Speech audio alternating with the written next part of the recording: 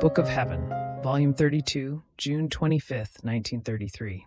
If the divine will reigns, God seeks himself and finds himself in the creature, and she seeks herself in God and finds herself in his divine center. I felt my poor and little intelligence as though crowded with many thoughts regarding the divine will, and I thought to myself, and why does Jesus have so much interest? And he insists, yearns, prays, and wants the creatures to pray for his divine will to come and reign.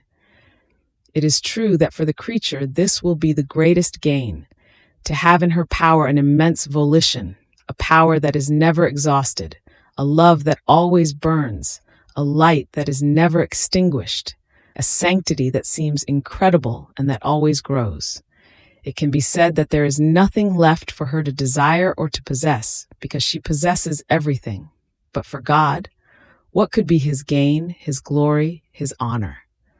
So while I was thinking of this and other things, my sovereign Jesus, visiting my little soul, all goodness, told me, "My daughter, dearest daughter of my will, the reason, the cause, the purpose for which I so much long for my divine will to take its place, its dominion, and to act as sovereign in the creature, is because our supreme being goes in search of itself in the human littleness. Think well of what it means, a God who goes in search of himself. But where? Perhaps in the expanse of the heavens? No. In the magnitude of the light that covers the whole earth? No. Perhaps in the multiplicity of the waters of the sea? No, but in the little human heart.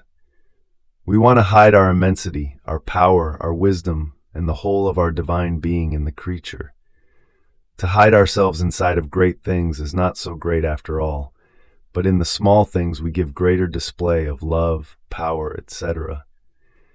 And since we are omnipotent and can do anything, it gives us greater delight, and we take more pleasure in hiding ourselves in the human littleness rather than in great things. And if we do not find our will in her, we can neither look for ourselves nor find ourselves in her. We would lack the space in which to place ourselves. All our divine attributes would feel impotent to hide our divine life there where our will is not present. See then the reason why we want, we long, and for the creature also to long and pray that she may live of divine volition. It is because we go in search of ourselves within her, and we want to find ourselves as though in our own center. And do you think this is little, the great gain that we make, the glory, the honor we receive, that the little human heart would hide our will and our very life in order to give us double love, double power, wisdom, goodness, to engage in a contest with our very selves?